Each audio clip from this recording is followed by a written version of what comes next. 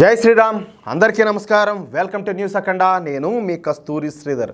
మిత్రులారా, మీకందరికి కూడా పశ్చిమ బెంగాల్కు సంబంధించినటువంటి మరొక అప్డేట్ అయితే తీసుకొచ్చిన. సువేందు అధికారి తెలుసా ఈయన గురించి మీకు? ఈయన పశ్చిమ బెంగాల్లో అత్యంత శక్తివంతమైనటువంటి నాయకుల్లో ఈయన కూడా ఒకరు. సువేందు అధికారి గారు ప్రస్తుతం పశ్చిమ బెంగాల్ భారతీయ జనతా పార్టీ శాసనసభాపక్ష నేతగా పనిచేస్తున్నారు. అంటే పశ్చిమ బెంగాల్లో ప్రధాన ప్రతిపక్ష నాయకుడు అనమాట. ఈయన మొదట తృణమూల్ కాంగ్రెస్ పార్టీలోనే మంత్రిగా పనిచేశాడు. పశ్చిమ బెంగాల్లో తృణమూల్ కాంగ్రెస్ పార్టీ అధికారంలోకి రావడానికి, అదేవిధంగా మమతా బెనర్జీ ముఖ్యమంత్రి కావడానికి కారణం ఈ సువేందు అధికారి గారే.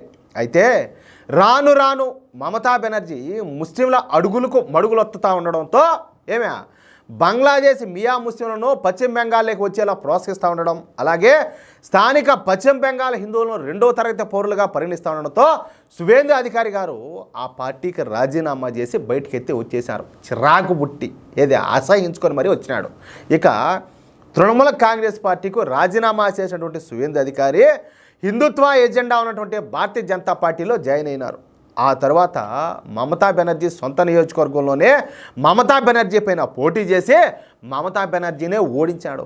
దమ్ముండే మొగోడియా మొనగాడు కాదు, ముఖ్యమంత్రి అభ్యర్థినే ఓడించాడంటే ఏం మామూలు విషయం అదే. ముందు ముఖ్యమంత్రి గెలిస్తే మళ్ళా ముఖ్యమంత్రి అటు మనిషిని ఓడించాడంటే ఏం మామూలు మాటలు కాదు కదా, అందులోనూ పశ్చిమ బెంగాల్ లాంటి రాష్ట్రంలో. సరే, ఆ తర్వాత సువేందు అధికారి గారిని బీజేపీ అధిష్టానం పశ్చిమ బెంగాల్ బీజేపీ శాసనసభాపక్ష నేతగా ఎంపిక చేసింది.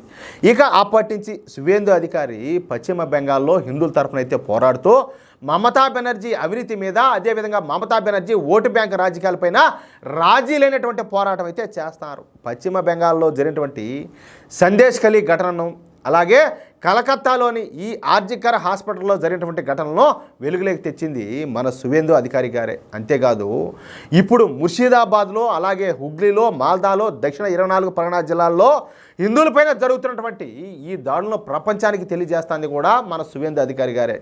అసలు పశ్చిమ బెంగాల్లో ఇంకా బీజేపీ బలంగా ఉండడానికి కారణం కూడా ఈ సువేందు అధికారి గారే. అలాంటి సువేందు అధికారి ఇప్పుడు కొన్ని కీలక వ్యాఖ్యలు చేశారు. ఈ సందర్భంగా ఆయన మాట్లాడుతూ పశ్చిమ బెంగాల్లో ప్రస్తుతం పరిస్థితులు అయితే అదుపు తప్పినాయి.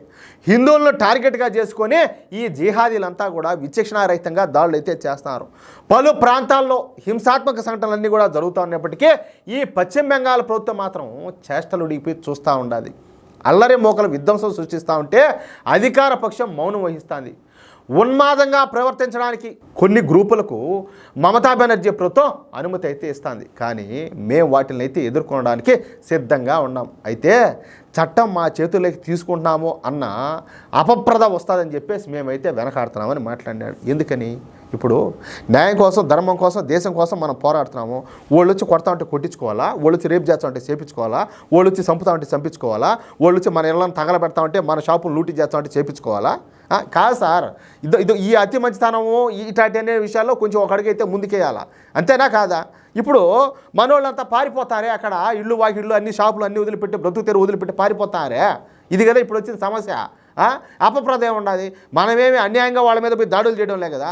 కనీసం ఇప్పుడు ఆత్మరక్షణ కోసం చంపినా కూడా తప్పులేదని చెప్పేసి కోర్టులే చెప్తూ ఉంటాయి. ఇప్పుడు ఇది ఆత్మరక్షణే కదా. ఆత్మరక్షణలో భాగంగా మనల్ని మనం కాపాడుకుంటాము. దాంట్లో తప్పే ఉండాలి, దీంట్లో వెనకాడడానికి ఏమి ఉండదు అంటాలే. అదేవిధంగా ఆయన మాట్లాడుతా, మాపై దాడులు చేసేవారిని ఉరికించి కొట్టడం మాకు పెద్ద లెక్కే కాదు అయితే ఆ క్రమంలో తీవ్రమైనటువంటి హింస చెలరేగితే మళ్ళీ కేంద్ర ప్రభుత్వానికి ఆ మచ్చ అయితే ఏర్పడుతుంది. అందుకే ఓర్పుతో భరిస్తున్నామని చెప్పి మాట్లాడినాడు. ఓకే, మీ ఆలోచనలో నిజాయితీ ఉండొచ్చు, మీరు పద్ధతిగానే మాట్లాడతారు కాదండంలే. కానీ రాక్షస జాతితో మనం అంత ఓపికగా, అంత సహనంగా మాట్లాడేదానికి, అంత ఓపిక పట్టేదానికి అంత టైం ఆడిస్తారు వాళ్ళు, మనల్ని ఆడ బతికించారంటాలే. అలాగే ఈయన మాట్లాడతా, ఇకపైన మా సహనాన్ని చేతగానితనంలా చూడొద్దని చెప్పేసి ఈ మమతా బెనర్జీ ప్రభుత్వాన్ని అయితే మేము హెచ్చరిస్తున్నాం. పశ్చిమ బెంగాల్లో హిందువుల రక్షణ కొరకు కేంద్ర ప్రభుత్వమే ఏదో ఒకటైతే చేయాలా. పశ్చిమ బెంగాల్లో ఖచ్చితంగా రాష్ట్రపతి పాలన అయితే విధించాలని చెప్పేసి పశ్చిమ బెంగాల్ బీజేపీ చీఫ్ అయినటువంటి సువేందు అధికారి గారే కోరినారు. దాన్ని బట్టి మీరు అర్థం చేసుకోండి అక్కడ తీవ్రత ఏ స్థాయిలో ఉంటుందో. ఇకపోతే మా హిందువులు ప్రతీకారం తీర్చుకోవడానికి సిద్ధంగా ఉన్నారు. వచ్చే ఎన్నికల్లో మా తడాక ఏందో చూపిస్తాం. మళ్ళీ మమతా బెనర్జీ ఎట్ట గెలుస్తుందో చూస్తాము. అంతేకాదు, నేను ఇప్పుడు చెప్తున్నా, ఇప్పుడు ఈ ఇస్లామిక్ మూకలో మా హిందువులను ఎంతగా ఇబ్బందులకు గురి చేస్తున్నాయో అంతకంత అనుభవించేటట్టు చేస్తాం. ఉత్తరప్రదేశ్లో యోగి మార్క్ పాలనను పశ్చిమ బెంగాల్లోకి తీసుకొస్తామని చెప్పి మాట్లాడినాడు. అంటే ఇప్పుడు డోళ్ళు అట్ట పగిలిపోవాలా, మామూలుగా అయితే పగలవో అని చెప్పి చెప్తాడనమాట సింబాలిక్గా. మేమిప్పుడు మాకు జరుగుతున్నటువంటి అన్యాయాన్ని ఎప్పటికి కూడా మర్చిపోమంటూ సువేందు అధికారి గారు కీలక వ్యాఖ్యలు చేశారు. అంతేకాకుండా పశ్చిమ బెంగాల్లో ఉన్నటువంటి హిందువులను ఏకం చేయడానికి కూడా సువేందు అధికారి విశ్వ ప్రయత్నం చేస్తారు. ఆయన ప్రయత్నం సఫలం అవ్వాలని చెప్పేసి మనం అందరం కూడా కోరుకుందాం. ఎందుకంటే మన ధర్మం కోసం, మన జాతి కోసం. ఏమంటారా? అవునా కదా మిత్రులారా? ఈ న్యూస్ కనుక మీకు నచ్చినట్లయితే ఖచ్చితంగా ఈ న్యూస్ నలుగురికి షేర్ చేయండి.